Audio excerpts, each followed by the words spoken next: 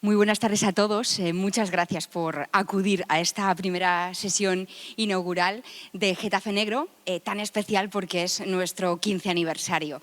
Estamos funcionando en nuestras redes sociales con el hashtag #la15DGN, 15 aniversario GN y Getafe Negro. El resto de la programación que estaremos desarrollando hasta el próximo 30 de octubre la tenemos en getafenegro.com. Una sesión inaugural muy especial porque tenemos una tarde no menos especial con personalidades espectaculares. Muy holmesiana. Tenemos una tarde que se nos ha quedado muy holmesiana y para ello contamos con la ayuda de uno de nuestros grandes expertos nacionales o internacionales, que es José Luis Serrazquín. Muy buenas tardes, José Luis. Muchas gracias por venir a Espacio Mercado. Gracias. Es un placer tenerte. Y tenemos que decir, José Luis Serrazquín, que es autor de Por qué nos gusta Sherlock Holmes y otros estudios, nos va a contar los secretos de esas sociedades holmesianas. José Luis Serrazquín es uno de los socios fundadores de la Sociedad de Mendigos Aficionados de Madrid. Sabemos que no podemos entrar en esta sociedad hermética y clandestina, por eso agradecemos muchísimo y de corazón que durante este ratito nos dejéis formar parte. Muchas gracias, José Luis, de corazón, por tenerte aquí y todo tuyo. Gracias a ti. Bueno, pues buenas tardes a todos. Gracias por estar aquí. Espero que sea divertido, que es de lo que se trata. Y al final, pues, si nos hemos convertido todos en un poquito más holmesianos, pues mejor que mejor. Vamos a empezar. ¿Se ve todo? ¿Sí? Vale. Bueno, pues esto es de lo que vamos a hablar. Y tardaré unos 35 minutos y algún que otro segundo que se me vaya de regla. Bueno, ¿qué vamos a hablar? De cómo hacerse holmesiano en cómodos plazos, después por qué nos gusta Sherlock Holmes y las sociedades holmesianas. Las sociedades holmesianas es un reducto... Uy, bueno, espero que esto no ocurra y me dejen ahí como el de la transparencia. Vamos a empezar. Vamos con los 5 cómodos pasos para convertirse en holmesianos. El corpus, por así llamarlo, o canon, son 60 novelas, 4 largas y 56 cortas. Esto es lo primero que hay que hacer, leérselas. Y si nos gustan, pues entonces pasamos al siguiente punto, y es a leer libros que están comentados, libros con notas, y también a crítica de los propios libros. Estos son los pasos, ¿para qué? Para contactar con las sociedades holmesianas, si estamos tan de acuerdo en seguir profundizando en Holmes. Y las sociedades holmesianas practican algo que se llama el gran juego. Aquí, como veis, todo es ampuloso. Es la alta crítica, el gran juego, en fin. Si no, no tendría sentido, claro. Y si nos gusta el gran juego, cosa que explicaré después, nos convertiremos en auténticos holmesianos. No sé si es bueno para la salud, pero ahí está. ¿En qué orden debemos de leer las 60? Pues en primer lugar, sin duda, Estudio en Escarlata, que tenía otro título que era La madeja enmarañada, donde se conocen y se definen los personajes. Por eso debe ser la primera. El signo de los 4 es la siguiente porque el doctor Watson se casa y abandona el 221b. Después vienen 12 cortas, que son las aventuras de Sherlock Holmes, y aparece la mujer, la que para Holmes es la mujer. Las memorias viene la supuesta muerte de Sherlock Holmes en lucha con el profesor Moriarty. Y luego en el regreso se arrepiente el autor, Arthur Conan Doyle, y tras 3 años de estar mudo, aparecen otras de las novelas porque era donde sacaba el dinero, no de lo que escribía después, aunque eran cosas buenas. Viene El sabueso de los Baskerville, yo creo que la más conocida de todas, y El Valle del Terror, que habla sobre los Molly Maguire, que eran los mineros, los sindicatos mineros violentos de la Pensilvania, de las minas de carbón. Hay una película que se llama Odio en las entrañas, que os recomiendo vivamente porque especifica muy bien cómo funcionaba aquello. Y llegamos al archivo de Sherlock Holmes, donde nos dice, me jubilo, pero es a medias. Su último saludo es donde de verdad desaparece, que es durante la Primera Guerra Mundial, que actúa como espía, que se hace pasar por un miembro del IRA, para desmontar una red de espías alemanes justo antes de empezar la guerra. Eso sería el orden. Ahora, que empezáis por otro lado, tampoco pasa nada. Lo importante es leerlo, claro. Bien, Arthur Conan Doyle fue un escritor que estaba muy motivado con los crímenes. De hecho, estaba en un club que se llamaba The Crime Club. Pero de verdad el artífice importante era Joseph Bell, que era su profesor en la universidad. Este doctor era capaz de saber que no solo qué le ocurría a un paciente, sino en qué trabajaba, cómo había venido a la consulta. Todo eso solo lo adivinaba con mirarlo. Esa facultad tan tremenda le sirvió para crear el personaje de Holmes.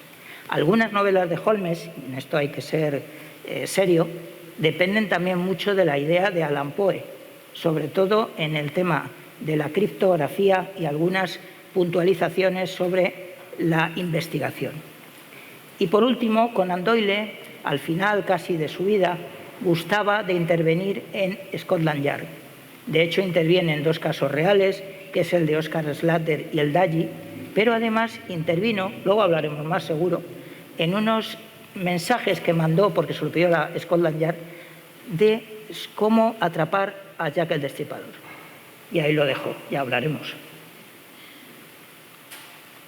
Bueno, Conan Doyle pues era un escritor que hacía un poco de todo, tiene buenos cuentos de terror, de aventuras, y la verdad es que la serie del profesor Challenger está bastante bien, no así tanto la de Gerard.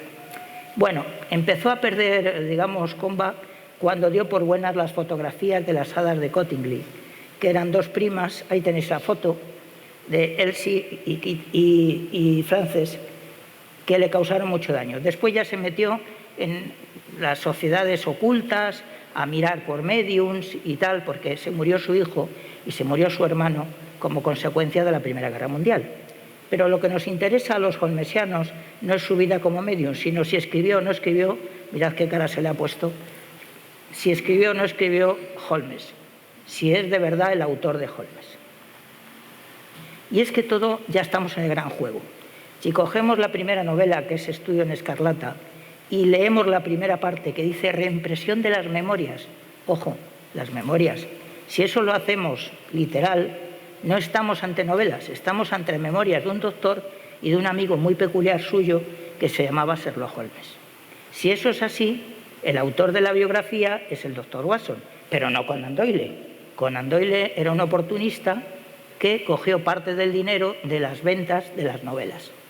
Dicho así, suena estrafalario, pero hay que reconocer que así es mucho más interesante, porque podemos buscar en cada novela, no si nos gusta o no, cómo han matado a aquel o tal y cual, sino cuando se dice, por ejemplo, estuvo aquí el primer ministro en este sofá, pues sabemos que es Gladstone. ¿Por qué lo sabemos?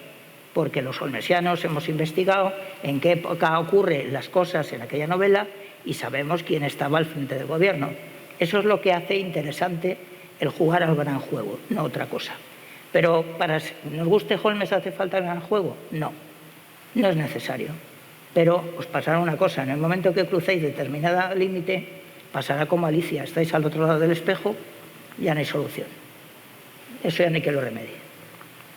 En el gran juego decía, Conan Doyle es un mero tipo por allí, un agente literario que mete mano en los guiones, mete mano en las historias, según a él le conviene, y se queda con parte de las ganancias. Y eso que Watson las necesitaba, porque confiesa que la mitad de su sueldo se le iban las apuestas de caballos, pero aún así se quedaba con ello.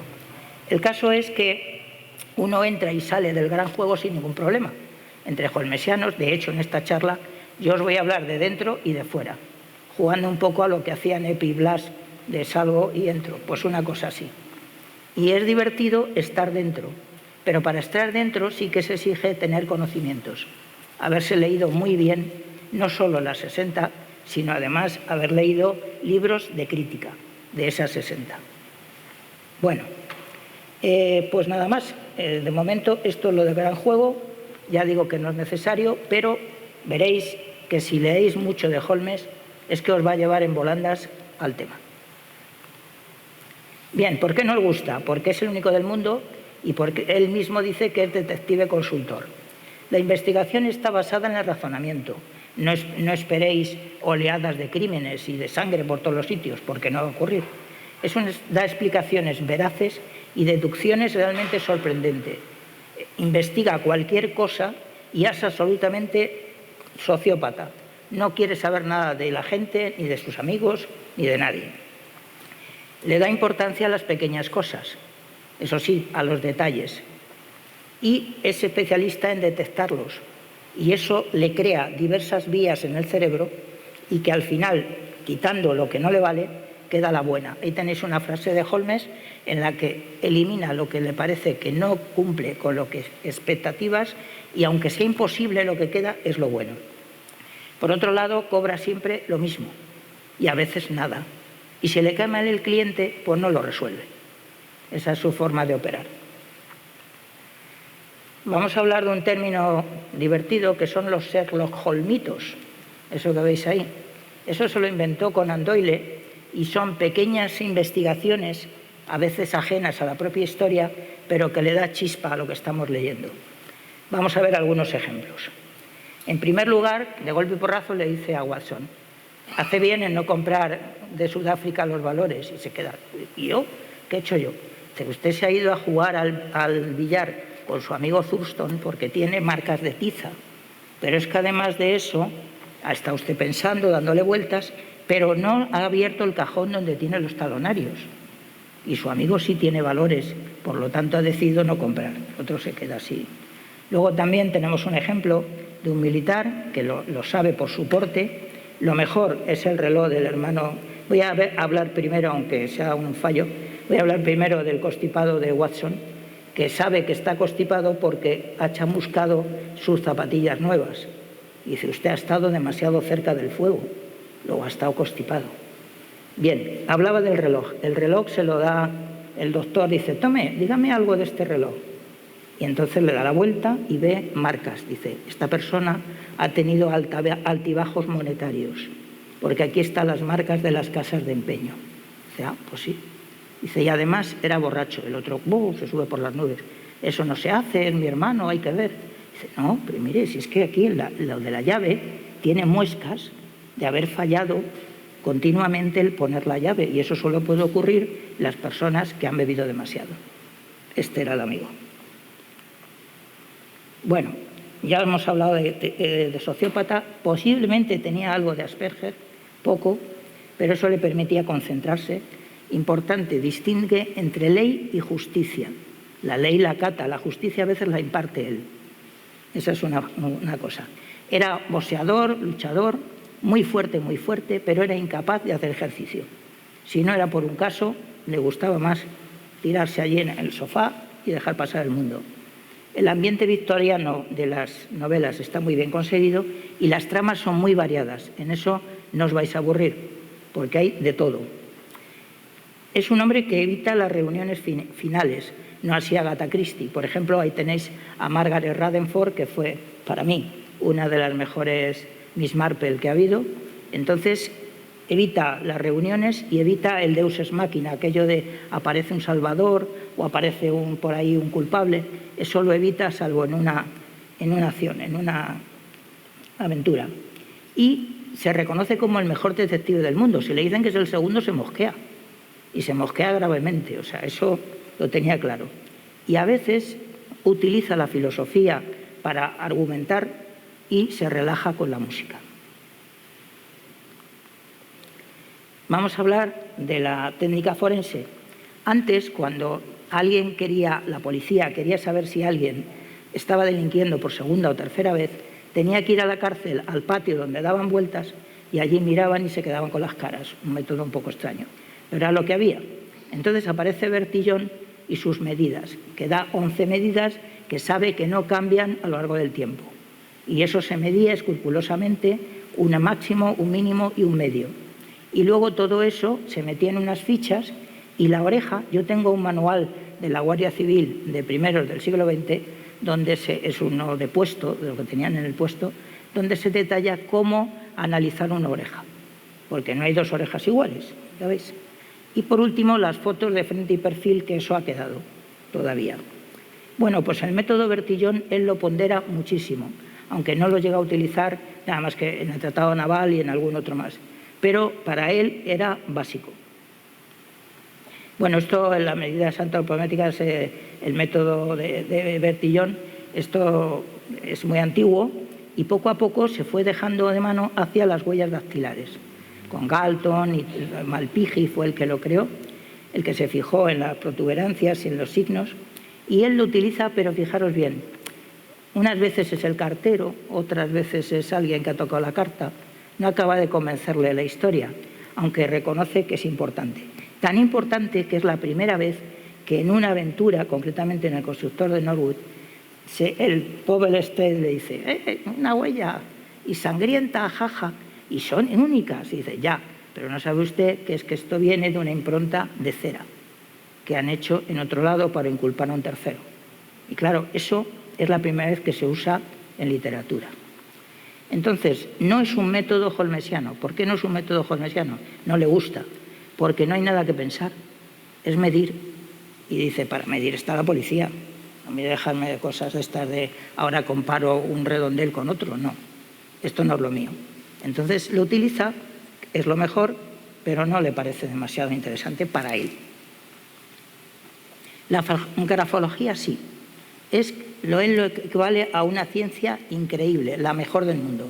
¿Por qué? Porque sabe cómo son las plumas, sabe sobre qué papel se ha escrito, sabe si le han pasado el secante o no, incluso si ha escrito un hombre o una mujer por la presión de la pluma. Bueno, esto ya más, pero es así. Total, que es capaz de determinar muchísimas, lee hasta 23 pistas diferentes en un escrito. Es cierto también que se utiliza para identificar firmas. Eso lo seguimos haciendo ahora, con los currículos, cada vez menos, pero claro, es algo de modé. Pero entonces era básico y fundamental completamente. Bueno, también le sirve, es el primero que utiliza análisis de las máquinas de escribir. Luego hoy en día pues ya está muy al tanto, bueno, con los ordenadores también ha desaparecido bastante, todo va Times Roman, ¿para qué vamos a hablar? Pero entonces también tenía su importancia. Entonces, para Holmes la grafología es muy importante. Y también para Arthur Conan Doyle. Ahora me he salido del juego, ¿vale? ¿Por qué? Porque utilizará ese método, lo pedirá a Scotland Yard para averiguar quién era Jack el Destripador. Pero no lo hacen. Ya voy dando pistas por dónde va esto. Pisadas y zancadas. Esto está de moda también, pero antes era muy importante. Hoy en día tenéis cantidad de webs donde es posible averiguar la altitud, lo que es de alto un hombre, una mujer, por estos, ahora sale ahí, como veis, los baremos de multiplicación. Pero él además, no como ahora, que compramos botas, compramos zapatos, pues cuando sea y tenemos un montón, entonces no era así. Entonces, por la huella de los zapatos, era capaz de determinar quién había estado en cada sitio. Por ejemplo, Lestrade metía un pie hacia adentro, sabía por dónde había metido la pata, y no digo así, ¿por qué? Porque estropeaba las huellas de verdad importantes. Entonces, era importante para él, aunque hoy en día esto está prácticamente dejado. También eran interesantes las profesiones. Era capaz de determinar, como ya hemos visto con Bell, cuál era la profesión, pues si era tonelero, si era pintor, si se dedicaba a cualquier otro oficio, porque las manos tenían callosidades y era capaz de saber qué pasaba en cada mano. Esto que parece muy antiguo no es tanto. Concretamente, en el País del Sábado, una investigadora que se llama Sue Black resulta que ha descubierto las formas de las manos a través de las venas de las muñecas y sorprendentemente dice que son distintas en cada persona.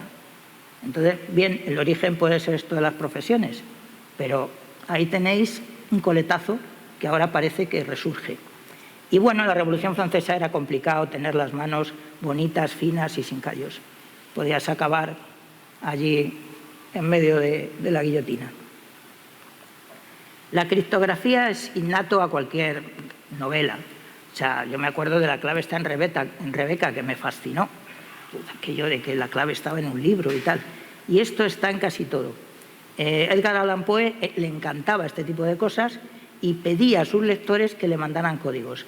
Ahí tenéis el código a un lado, al lado del dibujo de Edgar Allan Poe, y a la izquierda el que pone los bailarines.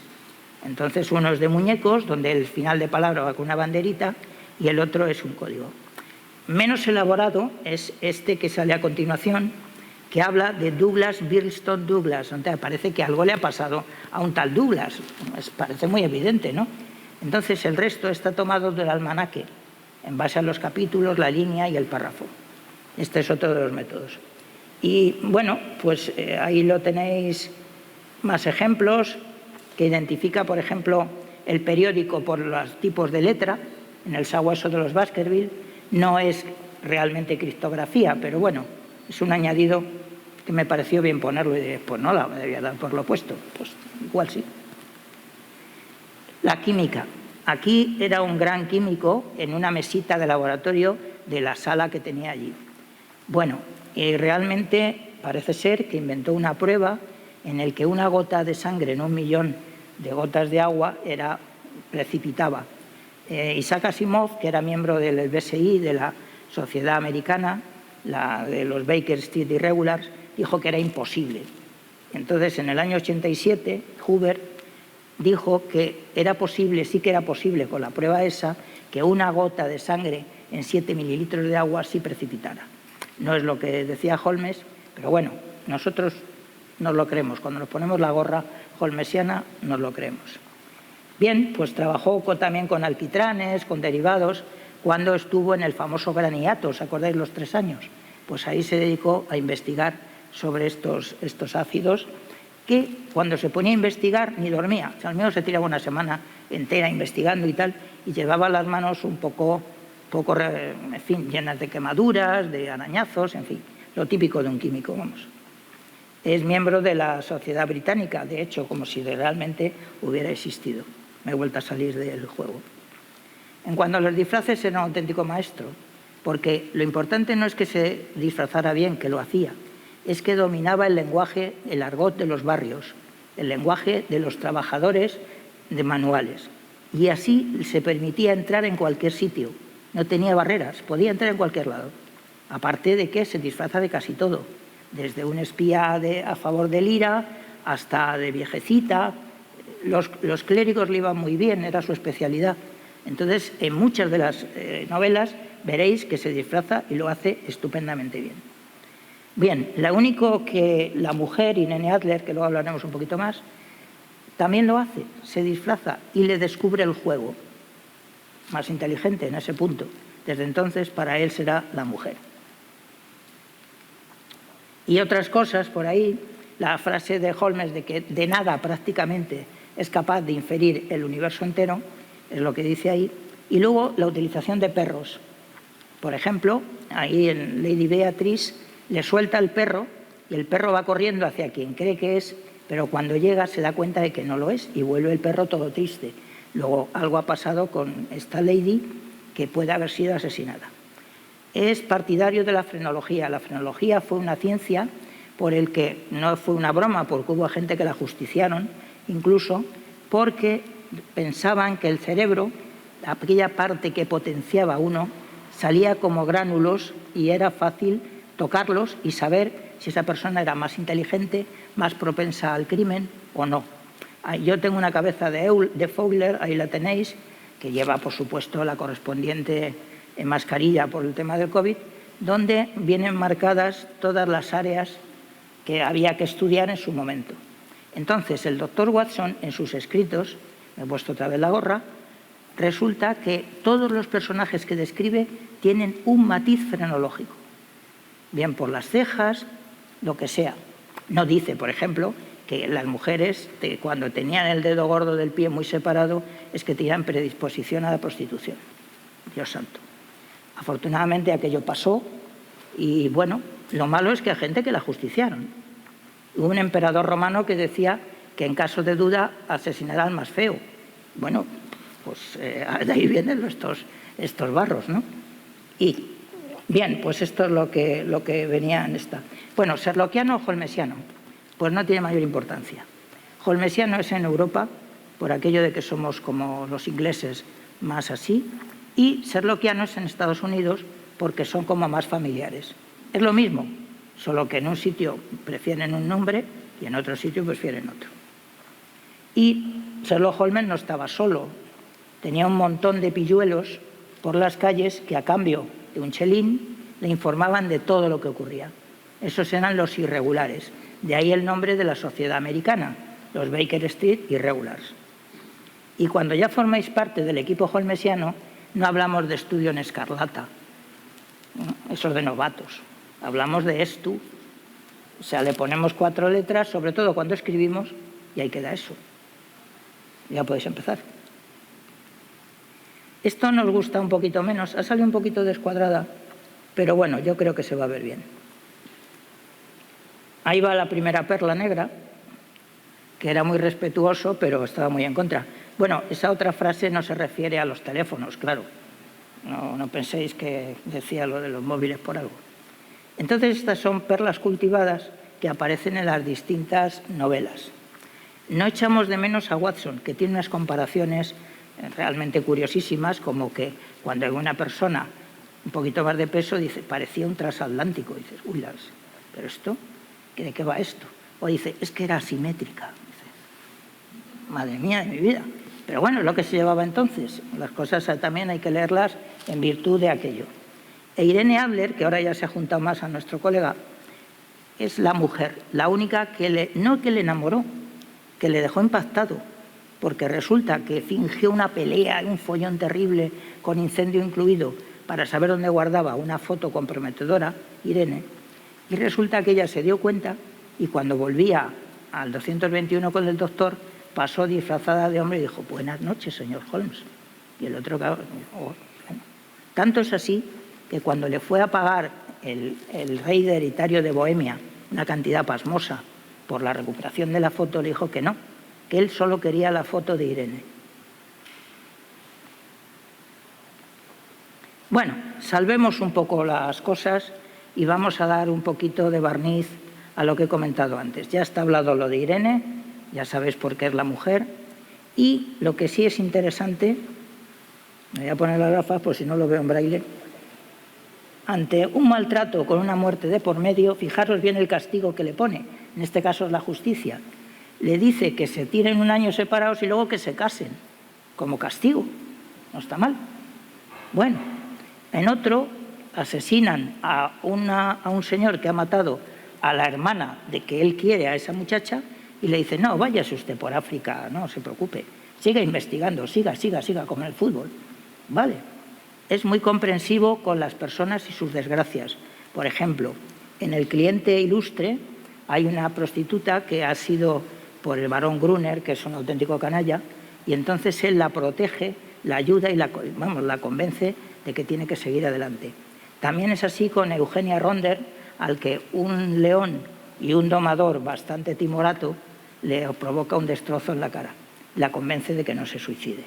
Sin embargo, está muy en contra de los experimentos del hombre que rectaba, que se inyectaban unos hormonas, en definitiva, procedentes de los testículos del mono langur y de otros primates. No ha sido el chimpancé porque parece que aquello no funcionaba. Entonces el poeta Yeats se lo puso y tiene un poema, que lo podéis mirar, que dice que a él que le importa la política y lo que ocurre en el mundo. Lo importante es que ha vuelto a querer a las damas. Dicho así, pero en poema es lo que el hombre, y le fue muy bien. Entonces, esto está muy en contra. Como no podía ser menos, Conan Doyle, como autor o como agente literario que se metía donde no debía, pues teníais ahí 4 cosas que a él le gustaba hacer o que él estaba de acuerdo con ellas. El más interesante pues es que tenía un respeto, pero, por ejemplo, estaba en contra de las sufragistas. Decían que eran furias, nada menos, que rompían cristales. Toma. Bien, este es el amigo. Y algunas curiosidades que os pueden interesantes. Jamás utilizó elemental, querido Watson. Lo más cercano es en el sabueso de los Baskerville, que dice interesante, pero elemental. Eso es todo. La pipa curva no es de él, es de un actor, Gillette, que tenía que poner la curva pues no se lo entendía hablando en el teatro, pero se quedó para el personaje. El abrigo con capa Ulster, que llegaba hasta debajo de las rodillas, y la gorra de caza es patrimonio del campo, la gorra, porque el abrigo sí se podía utilizar. Y la imagen que tenemos está creada por Sidney Paget. Ahí tenéis la imagen de cuando van el Silver Bellies en el tren, con el abrigo y la gorra, que ahí está bien dibujado. Hay otras que no tanto. Yo os enseñaré una. Los primeros nombres que barajó Conan Doyle fueron Sherlock Holmes, como Holmes, y Ormond Sacker. Luego los cambió. Ya he hablado de que fue miembro de la Real Sociedad de Química. Y como curiosidades, que está en el ritual de Musgrave, tenéis que el tabaco lo tenía en una zapatilla. Bien, en el cubo del carbón, ¿verdad? Tenía, primero la correspondencia. La correspondencia la tenía clavada con un cuchillo, con una navaja, y allí estaba toda junta. Por ejemplo, se divirtió una tarde con un revólver escribiendo VR, Victoria Regina, en la pared. Este tipo de excentricidades es lo que también hace divertido a Holmes, sobre todo cuando las leemos juntas. Los puros era lo que tenía el carbón en el cubo de carbón. Sin embargo, ya sabéis que se inyectaba heroína al 7% solo cuando no había casos, solo cuando no tenía nada que pensar.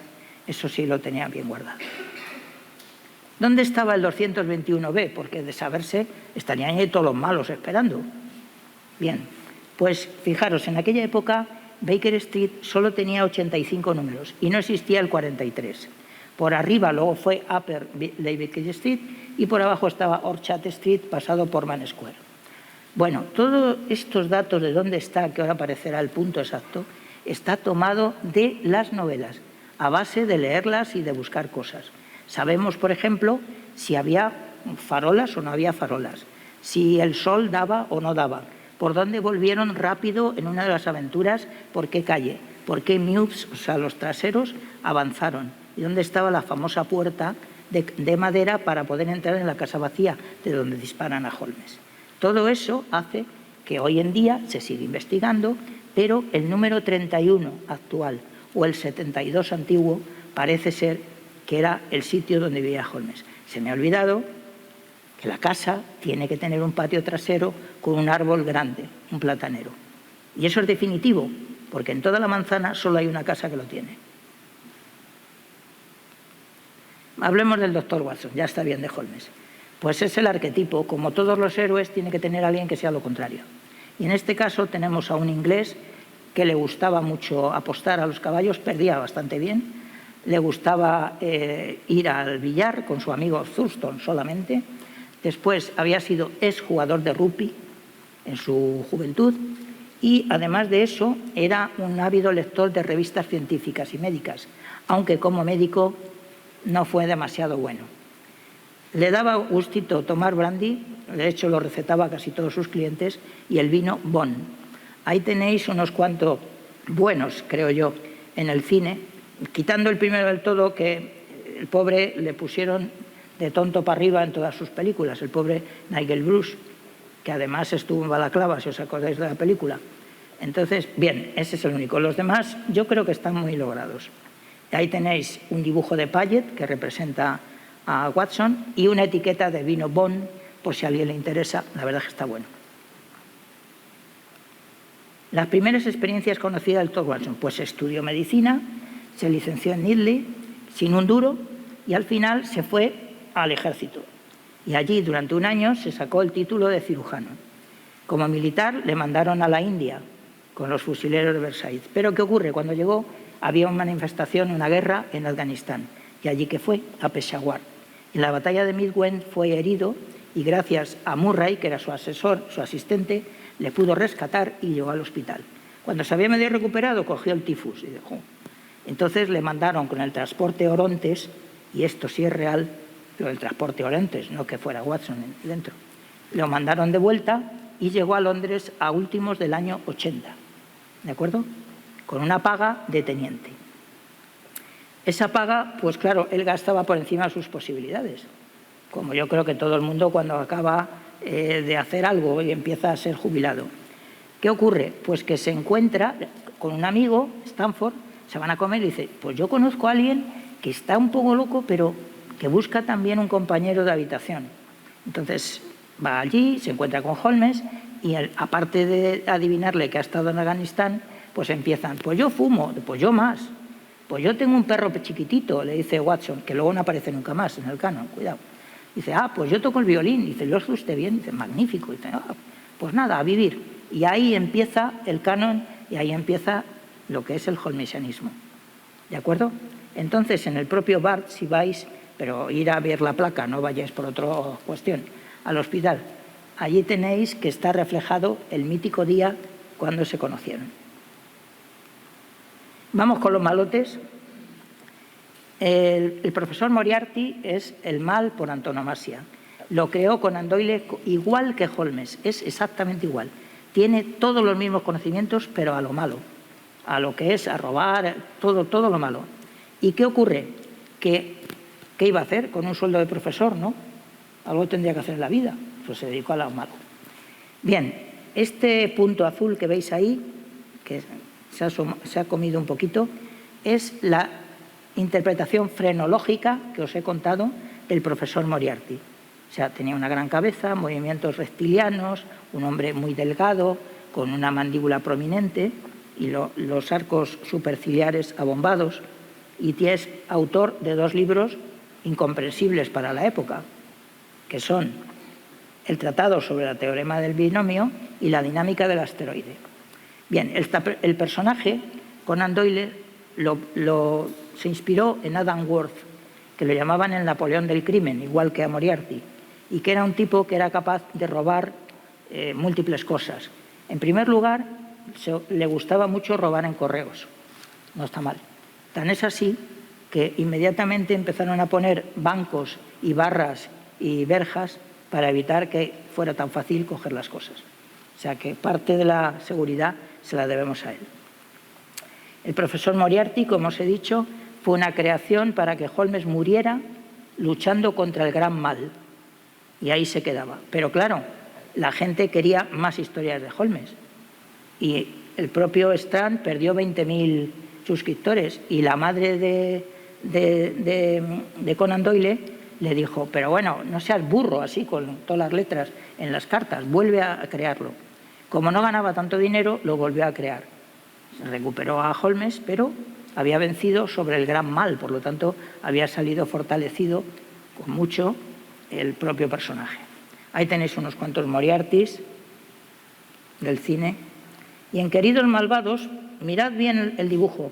Ahí lleva un abrigo largo y una gorra. Eso está mal, porque la gorra no se lleva en la ciudad. Pero bueno, lo dejamos ahí.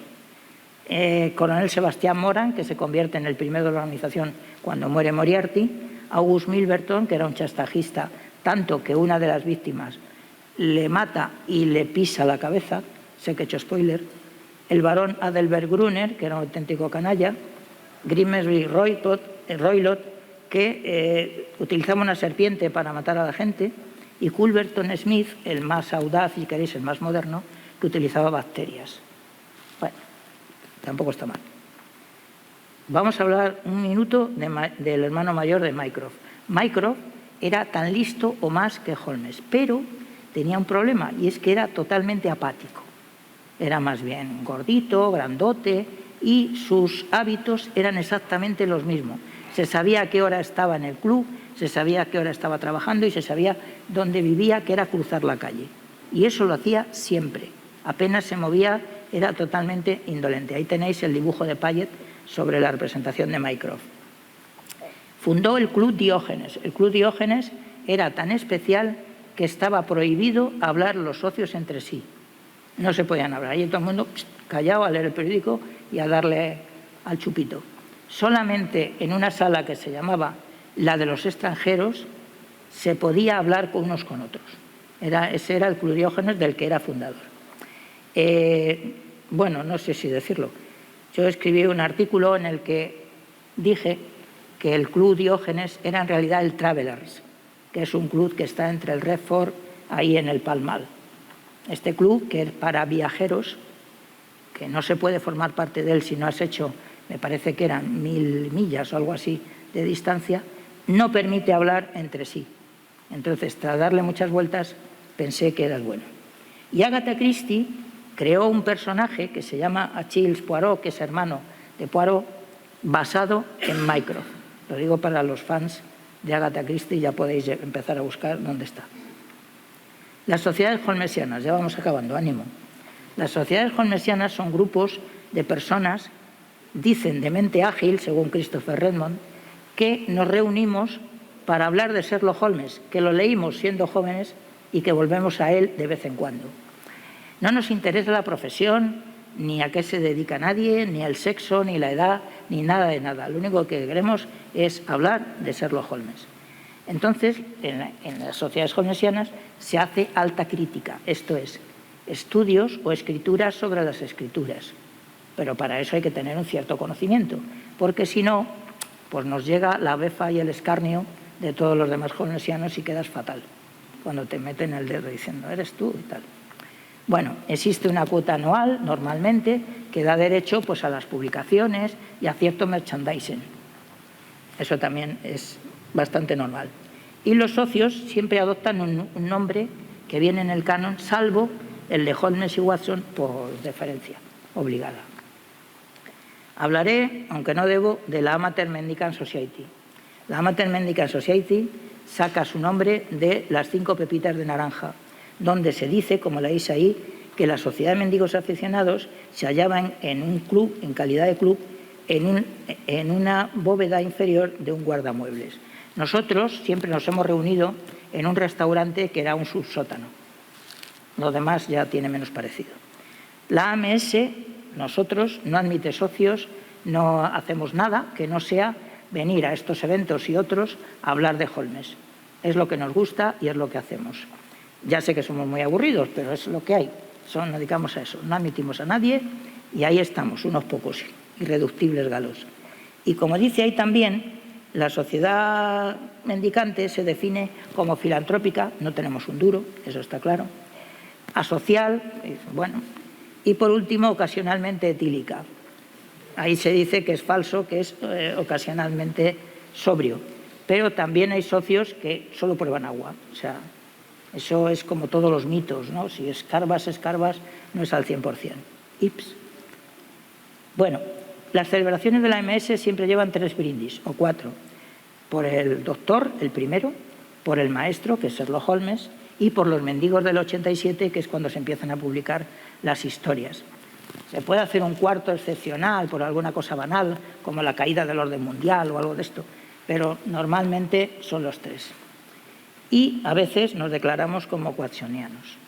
Las otras sociedades son más divertidas, porque pueden hacer incluso bailes, se disfrazan, pues hacen rifas, y todo eso es divertido. De hecho, yo estoy en 4 sociedades, os quiero decir que tampoco soy un purista a lo loco. Ahí ahora van a salir carnés y cosas de otras sociedades. Es obligada a la gastronomía, eso en todas, no os preocupéis, que eso está muy buen cuidado. Y luego, pues lo siempre, te dan varios libros, te dan los boletines y todos practican el gran juego. Ahí tenéis mi carnet de la Sociedad Francesa y debajo un pasaporte que editó la Sociedad Catalana. Eso está tomado del Círculo Rojo, que habla de la República de San Pedro, donde había un tío muy malo que se llamaba Murillo, y decidieron hacernos un pasaporte. Lo bueno que tienen estas cosas, conoce el mundo. Bien, entonces ahí tenéis, si alguien quiere copiarlo, si no por internet lo tenéis, Círculo Holmes, que es la sociedad catalana que sí admiten personal, y son bastante divertidos, son muy majos. Yo soy el socio número 3, o sea, no puedo hablar mal de ellos, lógicamente. La sociedad de Sherlock Holmes, de la que también soy socio, ahí la tenéis, para los que dominéis el inglés. La Sociedad de Francia, con el gran Joanny, del que soy socio honorario. Y por último, los más estirados, a mi juicio, son la más grande, que son los americanos, los Baker Street y Regulars. Ahí no soy socio. Bueno, pues voy a cerrar con una frase de Conan Doyle en el que dice que Sherlock Holmes le hubiera gustado que al público lector le haya dado diversión y formación, que eso solo se encuentra en la literatura y que ahí estaría encantado de encontrarse a todos. Bien, creo que es un buen epílogo para las aventuras de Holmes e incluso para esta charla. Así que hemos terminado. Muchísimas gracias a todos y ahora, pues si alguno tenéis una o ninguna pregunta, pues a vuestra disposición. Gracias.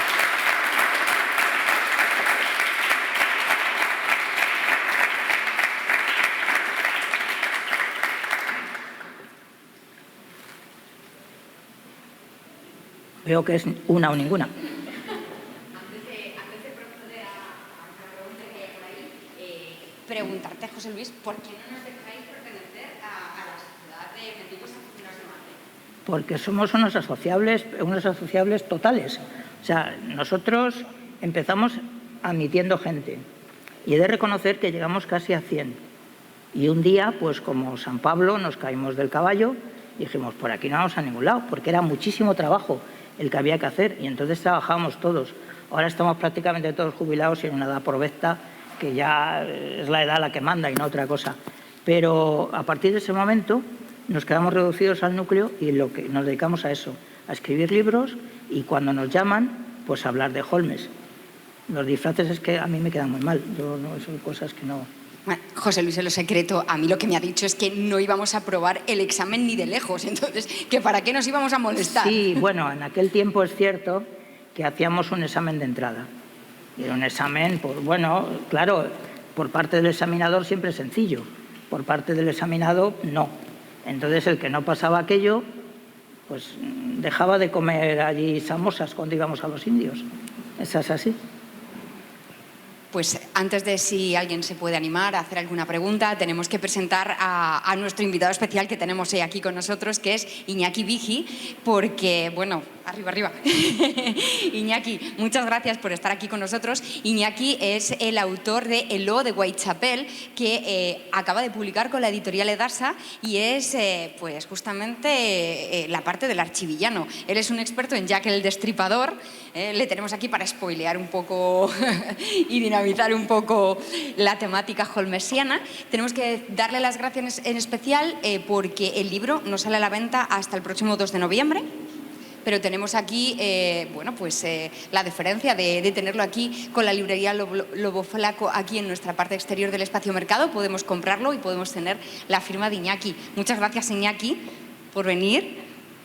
Mañana tendremos una charla también en bibliotecas, en la Biblioteca Elena Fortún, con Iñaki, para hablar de precisamente su libro sobre Jack el Destripador. Y hoy está aquí con nosotros, para darle la contrapartida a nuestros holmesianos en esta tarde.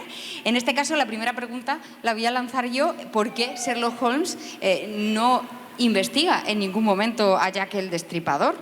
No lo investiga, ¿no? Sí, no lo investiga. Yo tengo dos motivos. Uno, me salgo fuera del juego. Arthur Conan Doyle todavía no era muy conocido en el año 88, solo había escrito en la primera novela larga, Estudio en Escarlata, y Scotland Yard llamó al profesor Bell, aquel que era capaz de saber a qué profesión se dedicaba el paciente y todo aquello. Y entonces Bell llamó a Doyle y dijo, oye, pues vamos a pensarnos algo. Y hicieron como un memorándum de cosas que había que hacer. Entre ellas estaba un análisis criptográfico de los mensajes, grafológico, para intentar saber quién eran, qué había detrás. Bueno, aquello no se hizo y le dieron puerta prácticamente. Entonces el cabreo de Conan Doyle pudo transmitirse a que no hago nada de Holmes, Bien, esa es una. Sin embargo, apuntaron a que el llamado Alberto Víctor, duque de Clarence y Avondale, príncipe de Gales, que era nieto de la reina Victoria, había tenido que intervenir y si no era él, era el doctor de la reina Victoria o el tutor del príncipe. Eso está probado que no fue así, y luego no me corriges, pero en aquel tiempo tuvo su cosa. De hecho, hay un libro de Knight que habla de eso y dos películas. Una es Asesinato por decreto, con Christopher Plummer, que os recomiendo que le echéis un ojo, que desarrolla este caso y pone en entredicho al propio Parlamento, al propio duque de Clarence y al médico de la reina Victoria. Esa es una.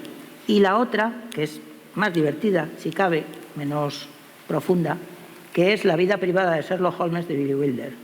En una escena que está cortada, al final, hay muchas escenas cortadas, levantaron una hora de película, imaginaros, si les dio tiempo a podarla. En la última, que ya ha resuelto el caso, llaman a la puerta, aparece el Strait, el inspector, y le dice, señor Watson, doctor, ¿dónde está Holmes? Ha habido un asesinato en Whitechapel. Y entonces Holmes desde el fondo le dice, y el de Watson dice, no, está acostado, está realmente agotado. Y esa sería la causa por la que no intervino. Hasta aquí la leyenda, ahora tú. No sabemos hasta qué punto podemos preguntarle a Iñaki sobre esa teoría suya particular. ¿Qué nos puedes adelantar un poquito de la novela? Bueno, pues la novela, pues como todas las novelas, tiene una parte real, que es la historia que sucedió, lo que se sabe, porque como ya sabréis o imagináis, pues hay 12.000 libros sobre Jack el Destripador. Cada uno tiene su propia teoría, pero realmente no se sabe. Mi novela pues tiene una parte real y una parte de ficción, que es ahí donde me explayo.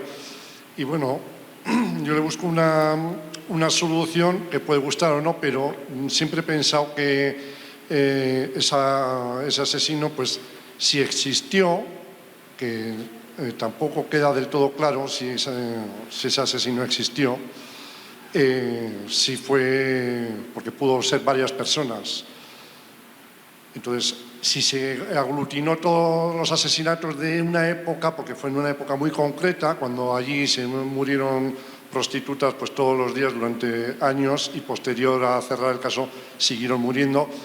Entonces, si fue un invento o si fue alguien, en el caso de que existiera, pues era alguien pues que por lo que fuera no interesaba que saliera a la luz, bien que porque fuese de la Casa Real, bien porque fuese mezclado con la política, o porque fuese un prohombre de la sociedad y dijeran, pues esta persona no podemos salir a la luz. Hoy en día se sigue sin saber, y yo creo que por lo que he estado leyendo y he estado estudiando, creo que ya no sé si sabréis que hubo un incendio en los archivos de Scotland Yard posterior. Entonces, todo lo que hay sobre el tema yo creo que está más que trillado, no creo que vaya a aparecer nunca. Pero bueno, yo os recomiendo comprar mi libro porque encontraréis una teoría curiosa. Y aprovechando, si me dejas, quiero hacerle una pregunta que yo no te conocía, no conocía esto, pero siempre me ha llamado mucho la atención. Además ha venido una frase, que has dicho que Agatha Christie se inspiró en el hermano de Sherlock Holmes para hacer un propio hermano. A mí siempre me ha parecido muy sorprendente las similitudes que había entre Hércules Poirot y Sherlock Holmes, y entre Watson y el capitán Hastings. ¿Hay ahí mucha copia, poca copia? Porque a mí es que siempre me han parecido muy parecidos, de carácter, de misóginos, de desagradables, de creídos. Sí, de hecho sí, es cierto. Además, bueno, cualquier héroe tiene un contrapunto. O sea, pues ya desde en Cervantes lo sabemos por Sancho y Don Quijote, pero en este caso concreto es verdad que ciertos parámetros de Poirot coinciden con los de Holmes. Es cierto. Y el capitán, efectivamente, es el contrapunto. Y Watson es el contrapunto. De todos modos, yo creo que Watson interviene algo más en los casos que el capitán. Pero por lo demás es igual, son igual de engreídos, vamos. O sea, tú le llamas francés a Poirot y te da con lo que primero que tiene a mano. Y además le pones en cuestión de que no es tan bueno y también, pues no veas la que lías. Sí, tiene muchos puntos de contacto. No así con la señorita Marple, que va por otra esquina. O sea, yo creo que la señorita Marple va muy aparte, sus reuniones y todo sucede de una forma muy local, su forma de tratar los casos es distinta. Pero entre Poirot y Holmes sí que hay un punto de unión importante, sí. Sí lo hay, sí. Era difícil, era difícil. Aquí los de Jack el Destripador ha ido a pillar totalmente. Tenemos tiempo para una preguntita rápida, no sé si alguien se anima, y si no ya pues concluimos con un poco de guerra, porque de todas maneras aquí veo poca carne. Vamos a ver, si tenemos que elegir a uno, nos tenemos que quedar con uno, con Jack el Destripador o con Sherlock Holmes. ¿Con quién nos quedamos, José Luis? Sherlock Holmes, que tiene una ventaja, que es real y ficticio a la vez. Según entres en el juego te salgas, y eso Jack el Destripador no lo tiene. Jack el Destripador era Jack el Destripador y ya está, y vivió. Pero aquí tenemos dual, o nos lo inventamos todo en literario o es real. Ahí yo creo que le gana. Defiende al villano, Iñaki.